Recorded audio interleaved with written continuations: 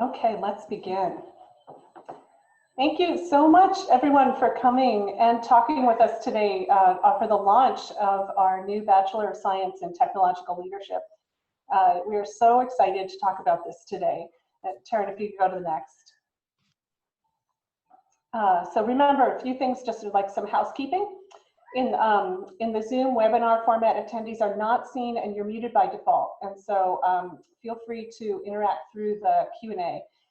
We're not trying to keep people silent. We're just trying to keep the whole thing orderly and possible to run. And then especially there's official Q&A at the end. Please submit questions using the Q&A button. Questions that are sent through chat will not be seen by the presenters. So use the Q&A button, especially during the Q&A section. And for best viewing, please switch to presenter view in the upper right-hand corner of your video screen. The webinar recording and the slide deck will be shared with all attendees.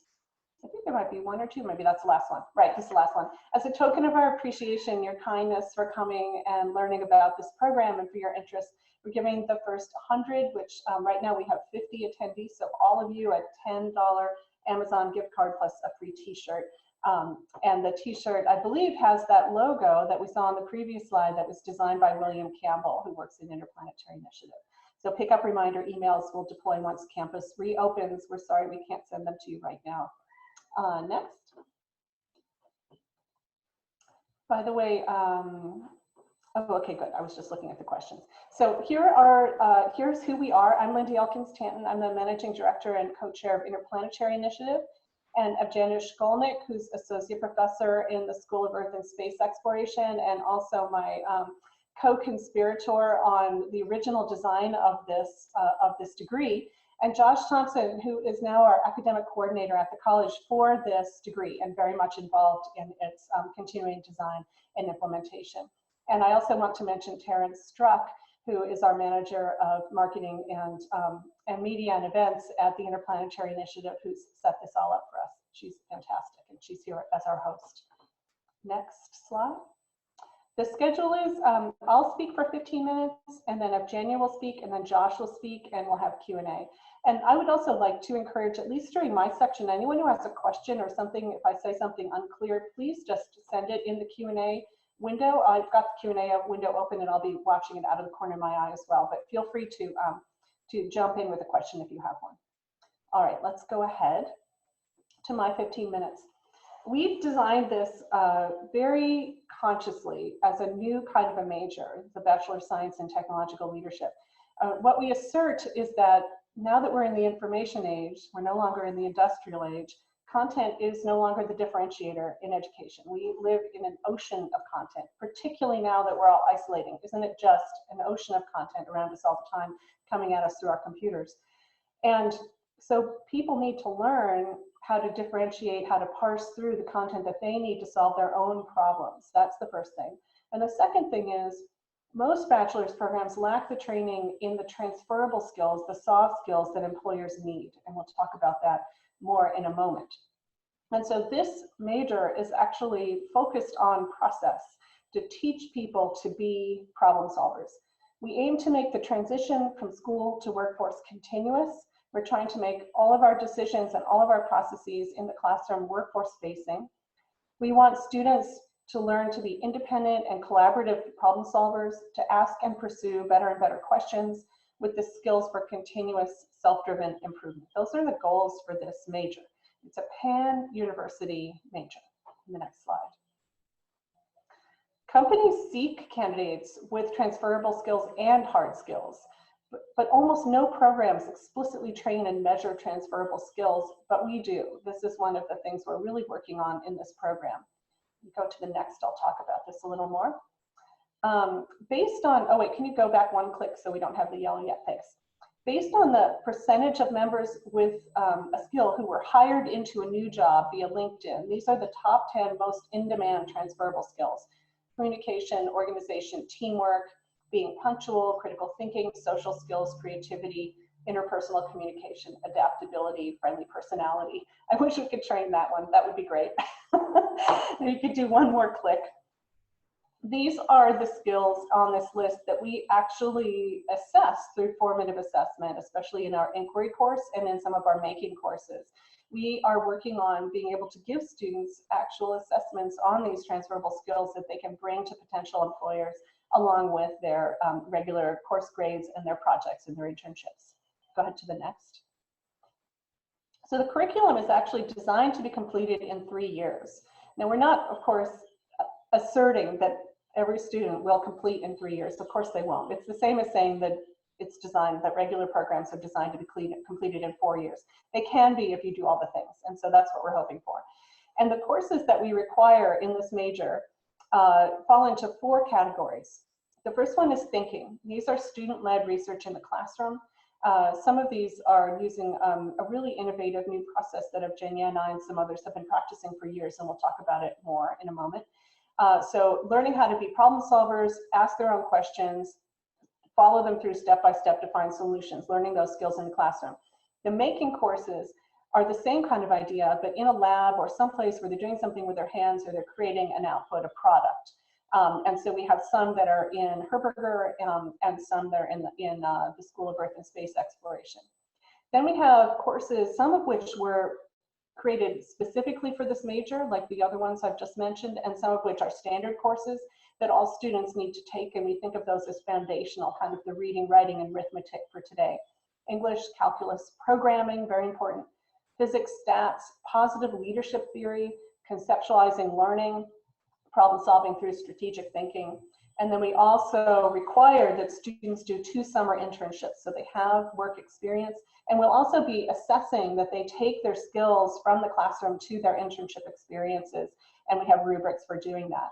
So this, you can see, it's a bit of an unusual degree. I think it might be the first total pan-university degree. Josh, is that true, or are there other ones that are really across all the colleges? You're on mute, but you could go. Yeah. There are a few that that are partnerships between multiple colleges, but I think that this is the most comprehensive, Okay. the most shared program. So good. So we're not alone in being outside of a single unit or outside of a single college.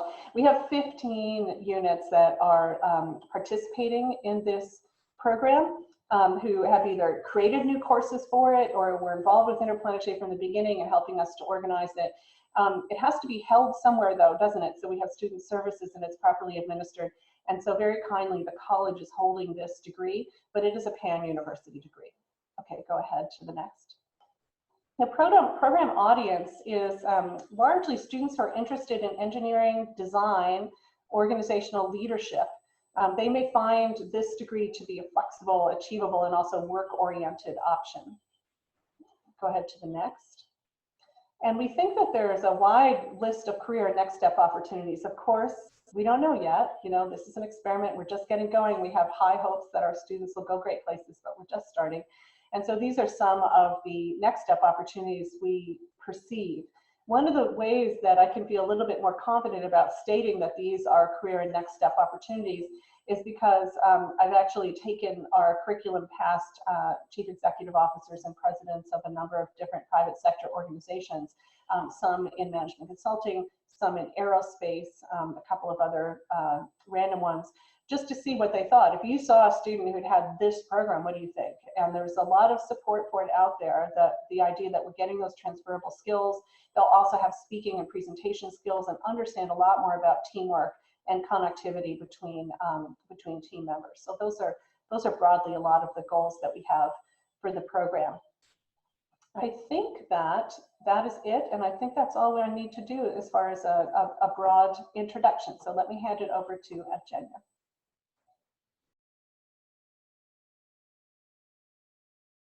Sorry, I have to silence my children.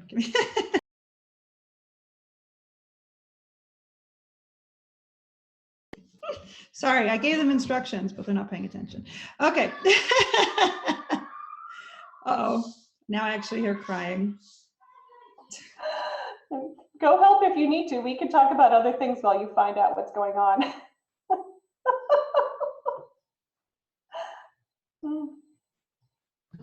I'm going to text my husband to go home and do some parenting. Is everything okay? If you want to, I if don't you know. want to just. I hear crying. There's actually crying in my office. Virginia, why don't you go find out what's going on? I'll be right back. I'm so sorry. Okay, no worries. No worries at all. No worries. Oh my gosh.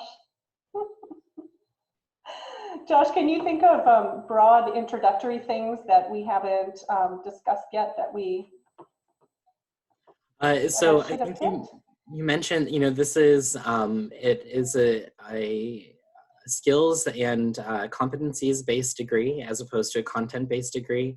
And so when Evgenia returns, she'll be going through some of the specific curriculum designed for the class to show how it is skills-based.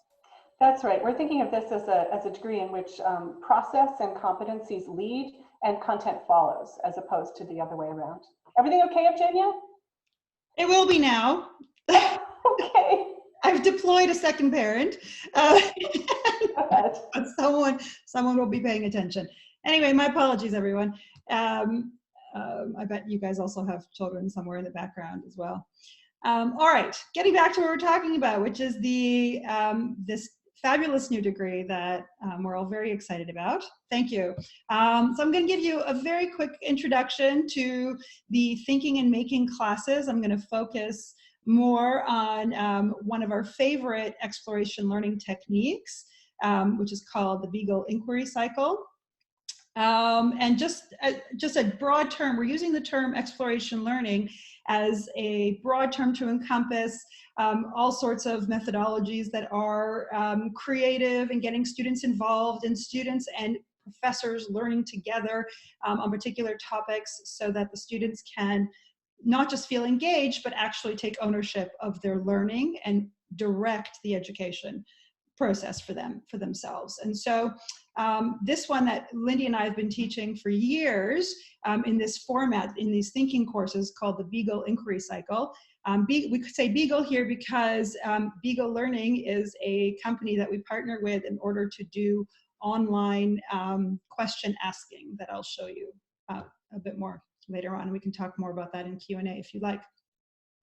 So the idea is to allow thinkers to harness their own curiosity and drive forward the process of data collection and analysis. So I'll give you a little taste of that now. Next slide, please. Taryn, can you swap? No? I guess we're trying. Sorry, it's not progressing. Hold okay. On. There we go.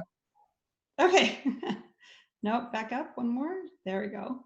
Is there another slide? There we go. There we go. Ah, excellent. So,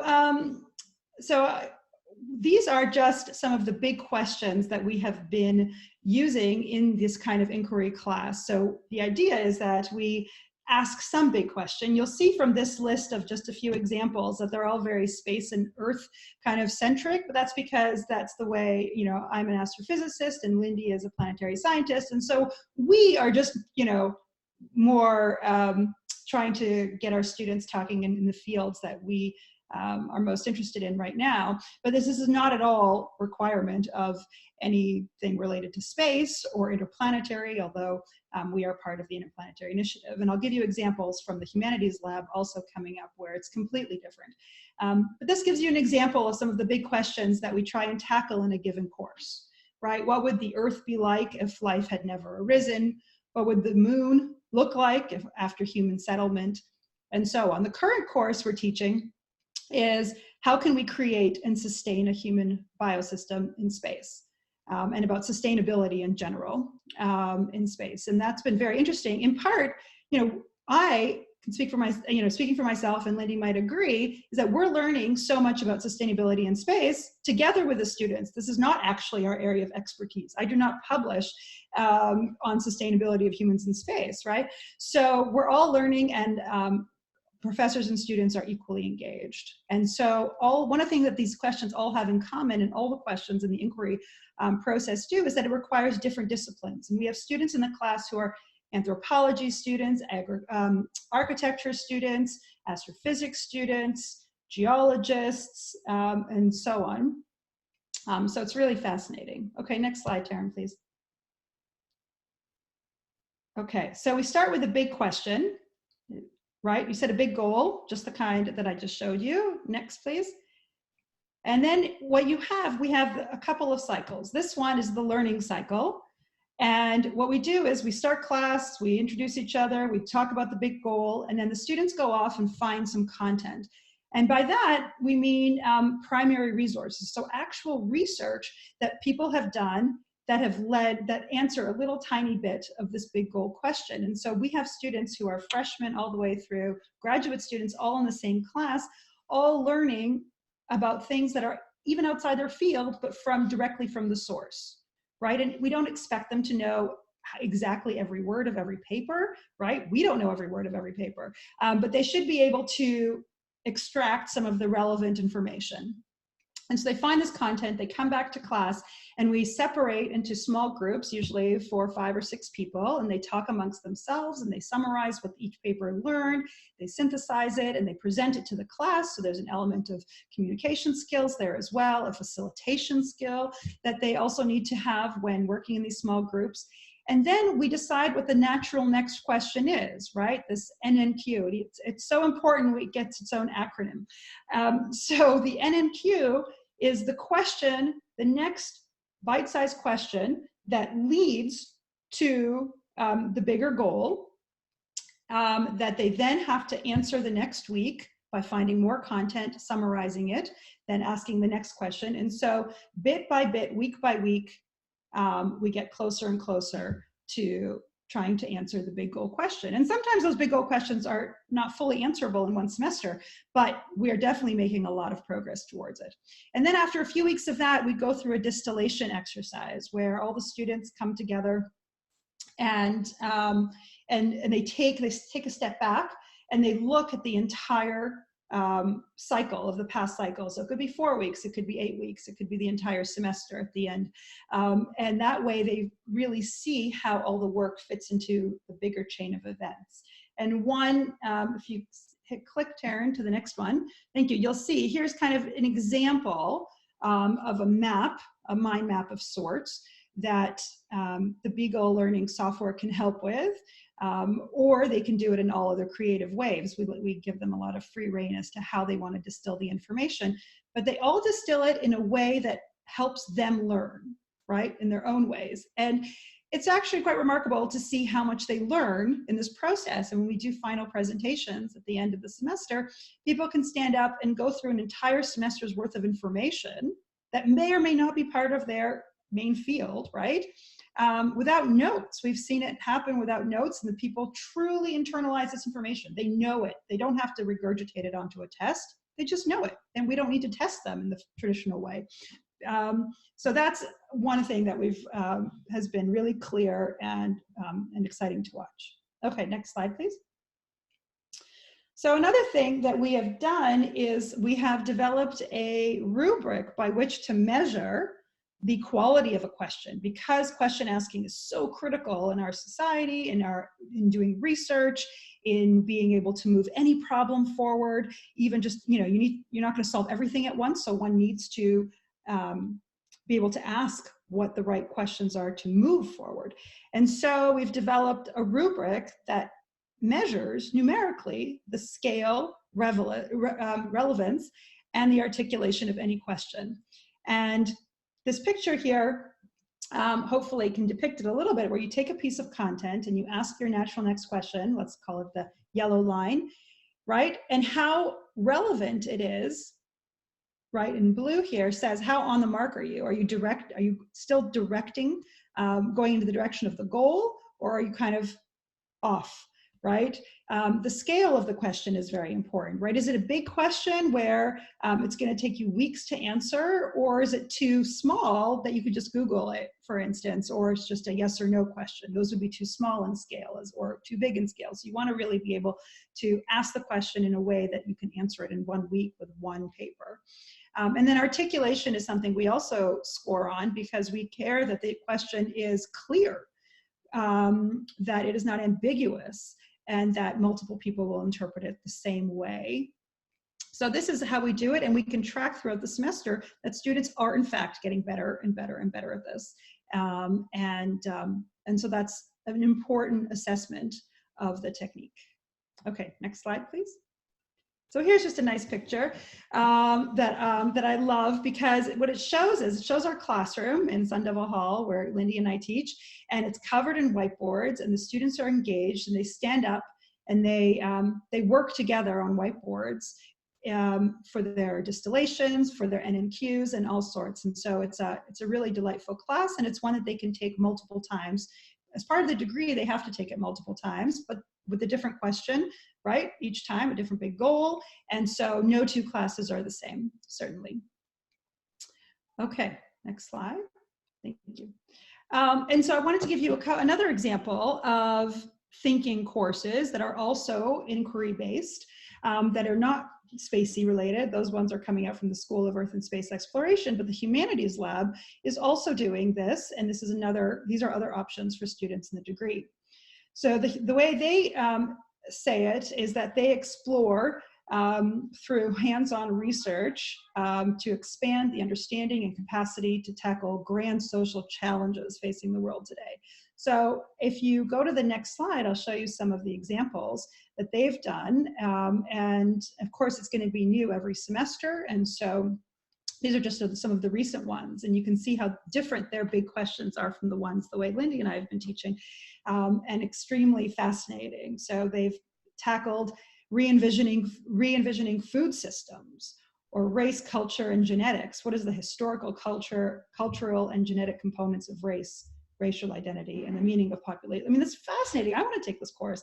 I mean, these are all incredible, and like our courses, they all require different disciplines. And so the way the Humanities Lab runs, like us, is they team teach, where each professor comes from a different discipline.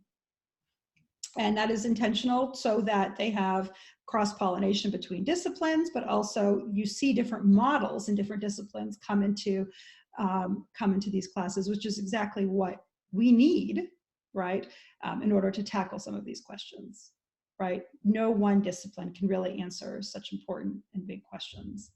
And that is, I think, what makes a lot of these thinking courses so unique and fascinating, and require a pan-university degree to really accomplish on a bigger scale. Okay, next slide, please. And then briefly, I want to give you some examples of making courses. As Lindy had already said, we have classes where people are going to get hands-on experience in creating something. In this case, this is SpaceWorks, where we design, model, build, and test actual instrumentation that is modeled in a way that the NASA space missions are modeled. So the process that NASA implements for all their space missions is recreated in this multi-semester course. So they go through team building and project management and design reviews and testing. And then, of course, once you're testing, you realize that it's not perfect and you have to redesign and rebuild and retest and all that stuff. And then they actually,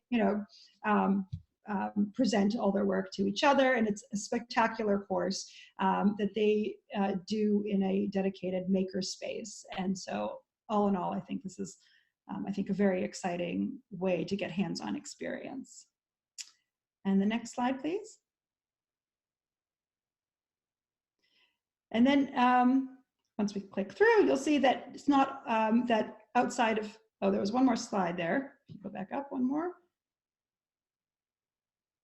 Ah, there we go, thank you. And we also have other making examples. So for people who aren't necessarily interested in the engineering side of space missions, right, there's the Herberger Institute for Design in the Arts have their own creative futures studio as part of our degree, where students can then do digital design and other kind of design work within Herberger. And their goals specifically, like all of ours, is to develop skills and self-analysis, cultural competencies, and communication, which really is a theme through all our courses.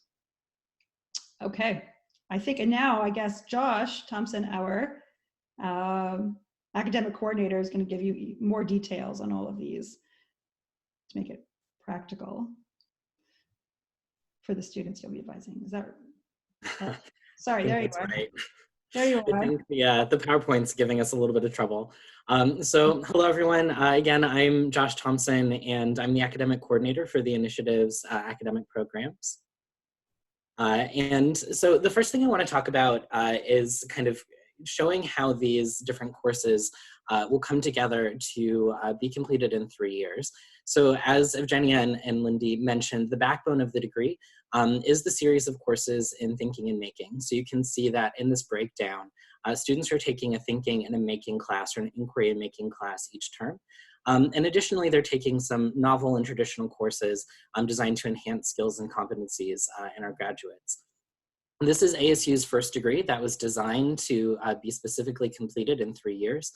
So the graphic here is more conceptual than technical. Most students are not taking 18 credit hours a term, but you can see how these courses tend to fall into a 3-year progression with 3 years of coursework and then 2 summers of internship work. And we'll go over those in a little bit more detail.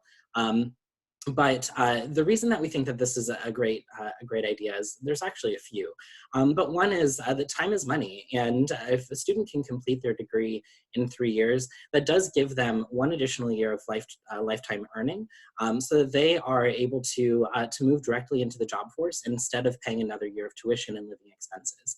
The good question, though, would be, is it actually cost effective for a student to finish a degree in 3 years when they have to pay for summer credits? And the answer tends to be yes. Even if a student is receiving the New American University Scholarship, even after paying summer tuition, the lack of that final year of expenses and living expenses actually does tend to balance out so that students who finish this degree in 3 years are going to spend about the same or potentially even a little less than a graduate in a similar degree in the college who spends 4 years completing their degree. Now, as you can see, there are some limiting factors in finishing the degree in 3 years, particularly the thinking and making classes. But the ability to complete this degree in 3 years makes it an excellent option for a student who is looking for a new major and who may already have a year of coursework under their belt.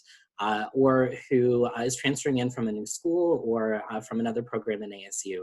So we do think that the ability to finish this degree up in a quick manner should make it more appealing to students in general because it's not going to be a 4-year degree that they have to then complete in maybe an additional 4 years or cram all those credits into 3.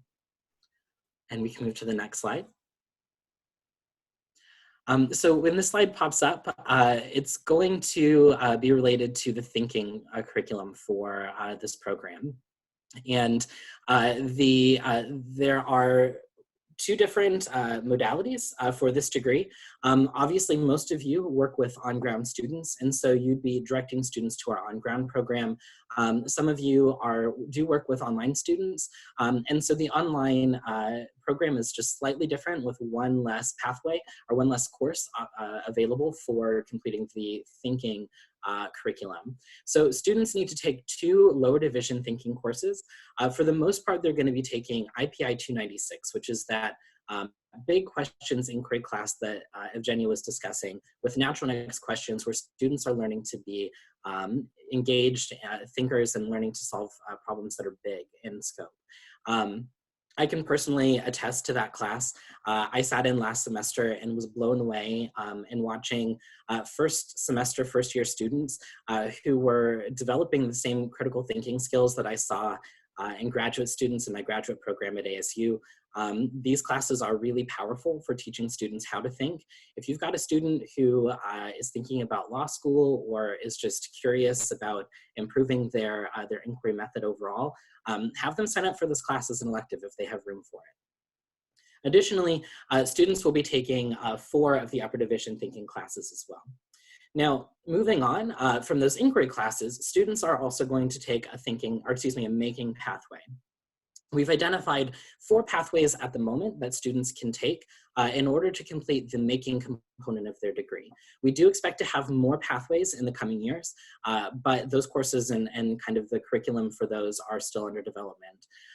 So right now with these 4, we have the design pathway, which is based in Herberger's Creative Future Studio. And those are courses designed by Jake Pinholster that are problem-based design where students are, again, learning to create something that can answer a question. These courses are really rooted in digital design and in 3D printing and manufacturing. We also have the SpaceWorks pathway, which Evgenia mentioned, is curriculum that was developed in coordination with NASA. This curriculum teaches students to conceptualize, design, build, and test actual instruments that could be used for NASA for collecting data, or potentially for other organizations as well. Then we have these two design combination pathways. And these combination pathways bring in coursework from the School of Arts, Media, and Engineering from the Herberger Institute. AME 240 is an introduction to physical computing. And in this class, students actually learn to create a robot. I have a student who is in that class right now who excitedly brought his robot to an advising appointment. And he was just ecstatic to show it off, show me how the little lights worked and the motors. And so it's a really fun and engaging class that gets students really excited about the work that they're doing. AME 330 is digital physical systems, where students actually learn to create circuit boards and other computery things. I'm not a tech guy, but those kinds of things that can actually help to run the robot that they've designed. So depending on the pathway that a student sees their career taking, we can help to place them in a making pathway that will supplement and give them the skills that they need to be successful in that pathway. We can go ahead and move to the next. So additionally, this program requires a tremendous number of internship hours. So students are expected to complete 12 credit hours of internships in 2 internships, potentially more. As we've mentioned, those internships are designed to go after the first year and after the second year in the program, such that when they finish their 3rd year in the program or their final year in the program, hopefully they've secured a job offer or at least have the work experience that they need in order to be a strong candidate in the job market. These internships are designed to be to maximize the outcomes for our students. So they're going to be carefully guided by me and other academic professionals who are helping students to identify their career goals and help them to find internships that are gonna build the skills that they need in order to be successful. We see the internship as helping students to establish a portfolio. So in these thinking and making classes, they're already doing writing assignments and they're building these creations that will be excellent components of a portfolio. But additionally, this will add components of that portfolio that are rooted in actual professional experience. Next, we see these internships as an opportunity for students to engage in professional networking. We know that the job market is a challenge, even before today's kind of economic challenges that we're seeing. Getting a job is largely dependent on your ability to network professionally. And so getting students out in 2 or more internships where they can meet professionals and build these relationships, not only is that going to help to mentor and to shape them as a professional, but also will help to establish a professional network that they can rely on for job placement following graduation. Finally, these internships are going to provide work experience. Now, this was not as important of a function for a college degree in previous generations because most college students had work experience. They either worked in college or worked in high school. But as many of you know, Generation Z, the young generation of college students attending ASU, most of them are coming to ASU without any job experience whatsoever, and many of them do not actually work to support themselves during their college degree. So when it comes to graduation and then looking for that first job placement, they're in a bit of a pickle because they don't actually have work experience that they can lean back on. This degree gives students at least 2 experiences that they can discuss in application materials and interviews, and that they can use to showcase their talents and their expertise. So in addition to these 2 main buckets, we've got our thinking and we've got our making, we also have this core coursework that has been designed to maximize the potential of our graduates. We have conceptualization and practice, which is going to teach students about learning and how to problem solve. We have the foundations of leadership, which are designed to help students to be leaders or to be team leads in their work. And then we have mathematics, coding, and the physical sciences, which we feel are essential for students to be successful in technological fields. Conceptualization and Practice has two novel courses that were designed for this program. FIS 432 is Problem Solving Through Strategic Thinking. This course was designed by Dr. Timibi Aganaba from the Future of Innovation in Society. And this course, again, it's really looking at the ability to obviously apply problem solving skills. And we expect big things from this course. LSC 305, Conceptualizing Learning, is actually a course from the Mary Lou Fulton Teachers College, and it is being developed by Dr. Teresa Folger. This class, again, is intended to teach students how to think about thinking, how to think about learning, so that they continue to be lifelong learners even after leaving this degree program. Finally, WP Carey has allowed us to also enroll students in WPC 300, which is problem solving and actionable analytics. And in this course, students, again, will get more problem solving skills. We'll also learn how to measure their successes and how to analyze a situation and then base the problem solving on the data that they're learning through that process. Students will also engage in the foundations of leadership. And so one of the first courses that they're going to take is COM 230, which is small group communication. Communication is an essential skill. You see that it's in many of the job listings or the desirable skills for professionals who are seeking talent. And this is obviously designed to help improve both written and oral communication. Students will also take Psychology 101, and that class is going to give them a better understanding of how to interact with each other and how to understand themselves. And then finally, students are going to take a novel course, Psych 302, which is being developed by Dean Nancy Gonzalez from the Department of Psychology. And this course is called The Psychology of Positive Leadership. And students will learn about how psychology and leadership tie into one another, which will allow them to be much more effective leaders by utilizing those psychological skills. Finally, the meat of the degree, to some extent, the most traditional content, we have calculus. And I love how Lindy talks about calculus. She says that calculus is kind of the poetry of math. And what we want our students to do is to see calculus from that perspective. We want them to be able to use the ideas of calculus to better understand the world around them. We understand that this can be a limiting factor for a lot of students. Finishing Calculus 1 can be a real challenge.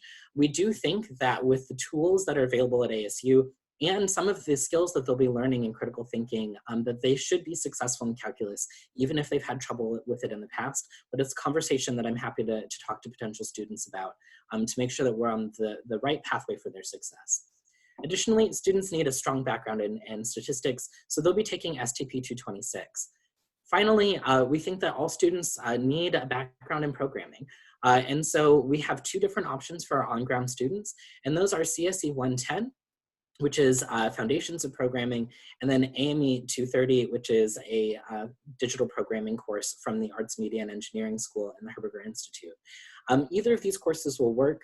The AME 230 is a great course to take if students are in a combination pathway, and we'll be doing the digital physical systems and those other AME courses, but either course will work. And so, we'll work with students to see what their background is and where they're heading.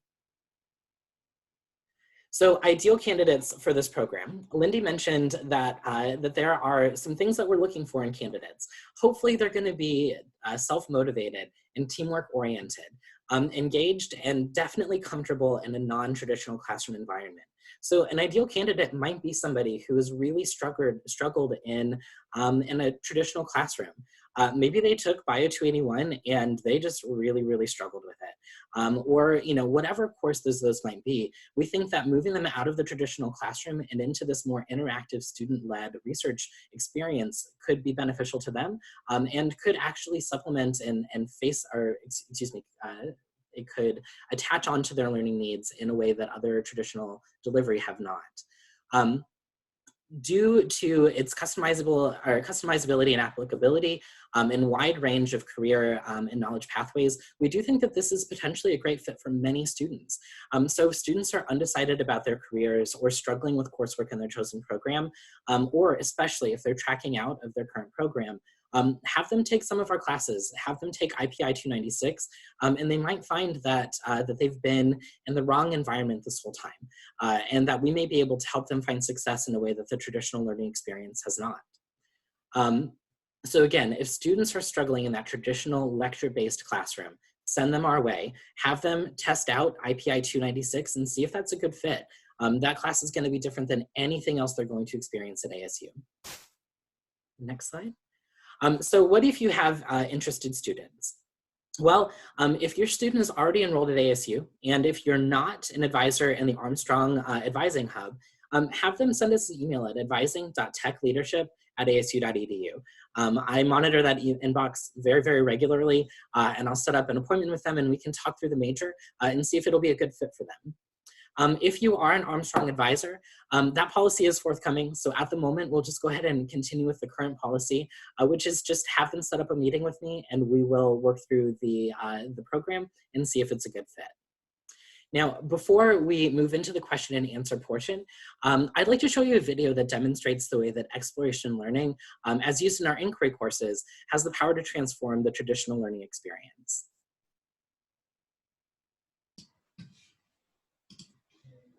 Traditionally at university, we've continued the thing that happens in high school, which is just the blind acceptance of content and then the regurgitation of that onto an exam. And anyone who has left school and gone into the workforce knows that that is almost exactly the opposite of the skill set that you need at work. Exploration learning is a methodology by which students and learners, and alongside with professors, can ask the questions that they're most interested in, look for the resources to answer those questions, work on problems together, and realize where it fits into the big picture and the bigger goals. To me, exploration learning is something where you can do with other people. It's like a collaborative effort to understand something. We have students from freshmen to postdocs in all different majors, and we all participate in the class. It's very much a group-led discussion. Everybody's voice is heard. Every week, we develop a question to research on our own time. And then when we come into class, we have to have a pre-written summary of the article that we read. And then we also have to come up with a couple natural next questions to give to our group. So the natural next questions are questions we come up with as we're doing the research that we feel is the natural next direction for the research. And so they give us a guide every week to score the NNQs on how relevant they are, how big of a question it is, how well it can be answered. You get to choose the direction that your education is going. If you had to QPI that question that you picked or that the class picked for you, what was wrong about it? I think there just hasn't been enough actual research. It's a lot of like inference. So it's a really good, relevant question, well articulated, the right scale. There just is not an answer yet. Critical thinking and problem solving is the ultimate skill set that one needs in order to succeed in whatever endeavor it is. If we can provide opportunities for students to develop those skills at the undergraduate level, then they can take that on whether or not they go to graduate school or not. This class is so different. It really teaches you how to think for yourself and how to research for yourself. So these whiteboards illustrate 7 weeks of accumulated knowledge. We're trying to reinvent education to fit the world that we're in now. And so we're constantly thinking of ways that we can build teams that'll answer questions that we wouldn't have thought of otherwise. I have this vision that there is some way that we could engage students at massive scale in true knowledge discovery that gets them to actually discover something important about the world and in the process learn how you discover something that's important. I think that that should be the purpose of education, teaching people how to learn what they need to change the things that they think need to be changed. I think if we can teach that, then we'll have a society that can do anything.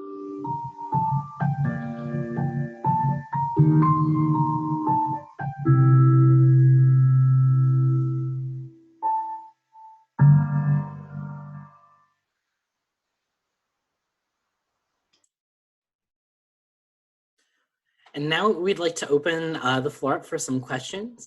So if you've got questions for us about the degree or the curriculum or things that you think your students might be curious about, please use the Q&A button on the bottom of your screen to submit questions for us. While we're waiting for the first question, I just want to add something on top of that video. That video was, I love the video. It was created to be outward facing. And I think this is a great group of people for me to just have the opportunity to say how proud I am of ASU, that as a whole, we're doing so much innovation in education. So many people are using project-based, student-driven, inquiry kinds of techniques. We know what it all means to imply that we're doing that solely.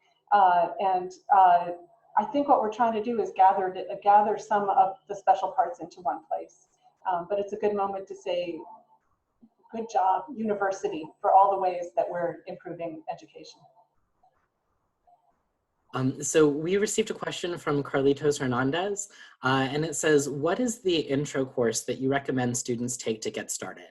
And so the first class that I would recommend taking is IPI 296, the inquiry course. That course is the course that introduces the Beagle learning model to students and helps students to learn about how to answer big unanswered questions. If students are available, have the credit hour allowance in their upcoming term, they might also be interested in taking a making class in addition to the IPI 296 course. And that's something that would really be up to you as their advisor. But I do think that IPI 296 is an excellent course, even for students who aren't necessarily interested in the degree, but who are just interested in enhancing their research skills. Evgenia and Lindy, would you like to add anything to that? One thing to add, which is the course that you saw in the video, which was one of our inquiry courses. I think we just had something like 12 students in that class. It was very small. And as all of us educators know, you can create any miracle in a classroom with just 12 students. But all the processes we've been creating are designed to scale, both in person and online. The same processes online. We've been working on this for years, and we're confident that we'll be able to move together and give many of the same benefits to students in much larger numbers. And we hope to have the opportunity to do that.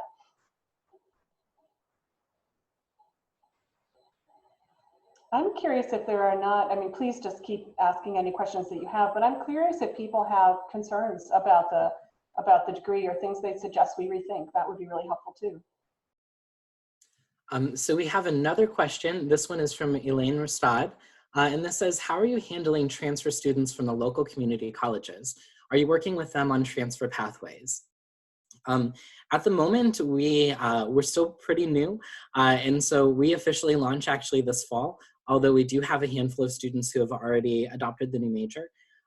We can accept a lot of prerequisite work and a lot of that core curriculum from the community colleges very easily. At the moment, we don't have a specific pathway for the inquiry or the thinking or the making classes. But Lindy, did you have a little bit more information about that? Yeah, we've had initial conversations, and I hope soon to be ongoing conversations, as you know, we're now all distracted by some very much more urgent things going on, with local community colleges who've come to see these, either come to the classroom, which everyone is invited to do, to when we're teaching in person again, to come to our classroom. We usually have guests every single week coming to see what we're doing.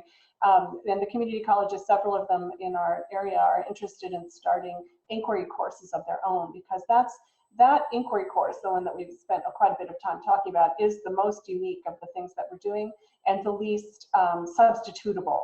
And so that's a direction that we're hoping that some community colleges will also pick that up. And there are other things that we can use transfer credits for more easily. Mm-hmm. And I will say, if you've got an opportunity to stop in and see this class in action, do it. It is such a cool experience. You will not regret it.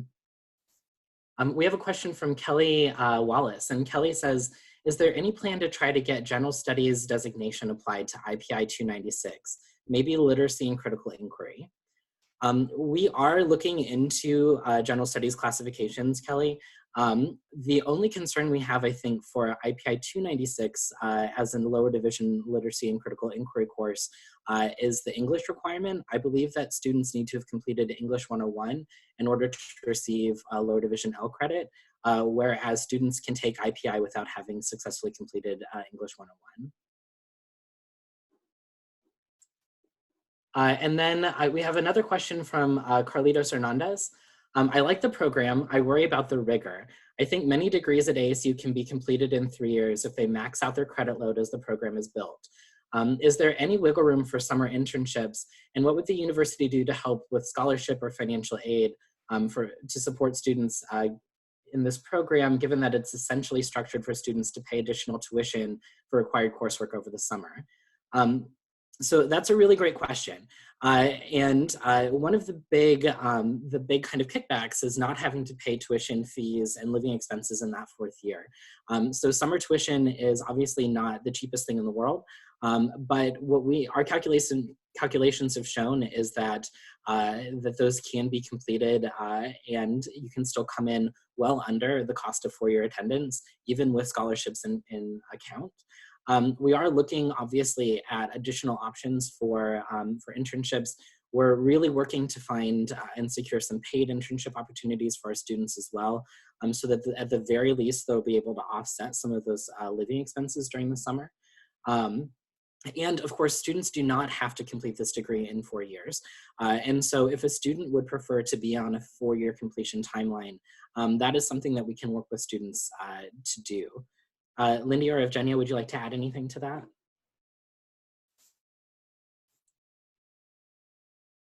And then Michael Owen says, I want to say that I'm an undergrad in SFIS, which is the School of Future the School of Future Innovation for Society.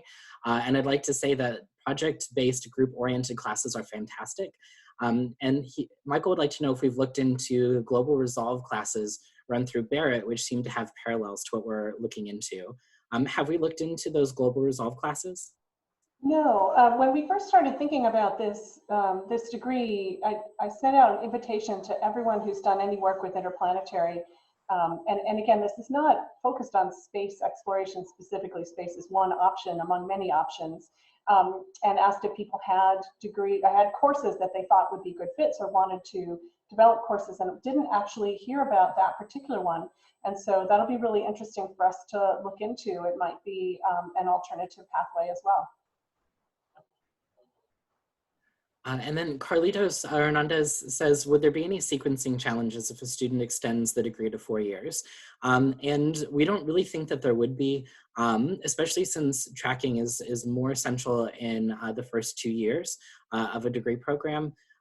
We would be able to fit in the internship hours probably in one of the either summer or fall, or excuse me, spring or fall semesters leading up to graduation. So that's what we would do, is just take that summer content and move that into a different later term in years 3 and 4. Well, I think one thing maybe to add to that is that internships are likely to work differently for the online students because so many of them already have full-time jobs. And so there's going to be a certain amount of flexibility around just making sure you're bringing your skill set into the workforce. And so I think those policies aren't fully resolved yet, but there is going to be flexibility around internships. And do we have any other questions or concerns or thoughts moving forward? Yeah, suggestions, those are good too. Absolutely.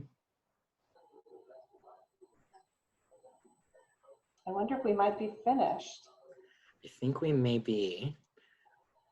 Appreciate. Go ahead, Josh. Go ahead. I was just going to say, if you do have additional questions, please email us at techleadership@asu.edu. And I monitor that inbox on a very, very regular basis, so we'll be happy to answer any other questions that you might have. And then, Lindy, would you like to send us off? Sure. Jenny, do you want to say anything first? I just wanted to thank everyone for such interest. We have 48 attendees right now, and hopefully this will translate into many students that we can teach in this way that we really believe is a valuable and necessary way for the future students. So thank you all for your time. That's it. Just thank you all so much for your time. Another thing is, Interplanetary Initiative is a pan-university initiative. It goes across the whole university. We have 50 units and centers participating. And So one of the things that we always want to do is figure out new ways to partner. So if you know, if you're in a unit that might have, for example, a 3+1 master's opportunity that might work well with tech leadership, or other ways that we might want to partner together going forward, or things that you're doing that we should know about, please let us know. Really, really open to partnering and learning and connecting better across the university. And I hope that you all are well and stay safe, you and your families. And thank you so much for coming. Really, really appreciate it. Great.